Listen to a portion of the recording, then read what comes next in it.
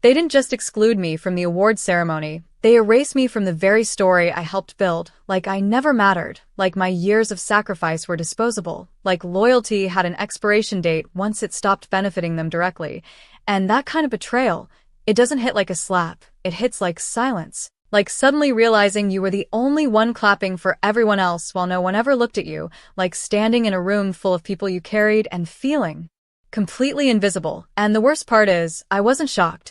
I hoped I'd be recognized, but I was trained to expect otherwise, because that's what happens when you spend years being the one who saves projects, who steps in last minute, who mentors the guy they end up promoting over you, who skips birthdays, cancels holidays, and says it's fine every time someone else drops the ball, and you're left to clean it up, because you believed the work would speak louder than politics that good. People always win eventually, but reality doesn't reward silent loyalty. It rewards the loud, the visible, the political, the fake smiles and handshakes that never meant anything. So when the invitations were sent out for the company's biggest night of the year and my inbox stayed empty, I kept refreshing, not because I expected the invite.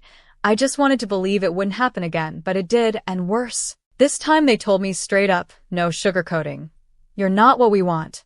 Representing the company right now. Imagine that, being told you're good enough to carry the workload, to carry the stress, to carry their reputations, but not good enough to stand beside them.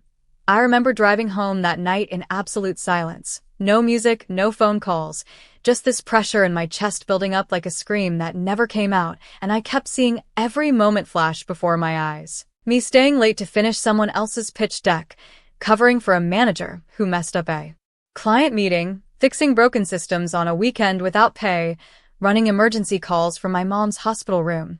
And for what? A clap? A plaque? No. I wasn't doing it for that. But I sure as hell wasn't doing it to be treated like a ghost either. I got home that night and I didn't cry, I didn't shout. I opened my laptop and I wrote the most honest email of my life. Not angry, not dramatic, just undeniable. I listed every project I carried solo, every dollar I brought in, every mistake I cleaned up that could have sunk the company, every name they now celebrate that I mentored from the ground up. And then I wrote one line, one sentence that I knew they'd never forget. You erased me from your ceremony, but I built the stage you're standing on. I didn't send it to just one manager. I sent it to everyone. The CEO, the board, the investors, the clients, everyone who benefited from my silence, everyone who ever looked past me while nodding at someone louder. And then I turned off my phone, closed my laptop, and slept the best I had in months because for the first time, they would see me. The next morning, the chaos started, calls, emails, messages from executives who never knew my name suddenly asking for a meeting, asking for clarity, asking how this happened on their watch. And by the end of the week, the same people who said I wasn't the image they wanted representing the company were stepping down, reshuffled, investigated. And then, 2 weeks later, the board personally invited me back, not to be a guest, not to be honored, but to host the ceremony. Imagine that. Standing on the same stage they banned you from, with the same people who forgot you now forced to listen. And I didn't go back to gloat. I went back to speak. For every person like me who's ever been forgotten, for every worker who gave more than they were asked, who kept companies alive while being treated like a backup plan,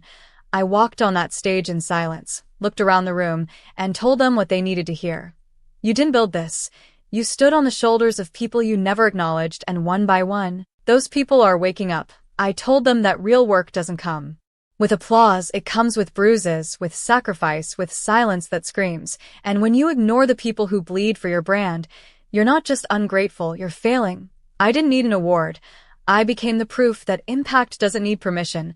And if you're still watching this and your heart is pounding, your jaw is tight, your eyes are burning because you know what this feels like, then don't scroll past like this is just another story. This is your sign, your reminder that the time for silence is over. That email wasn't revenge. It was truth, and truth always breaks through eventually, so don't let anyone convince you your story doesn't matter, or that your value is tied to recognition, because your absence will speak louder than their applause ever did, and when your moment comes, don't ask for a seat.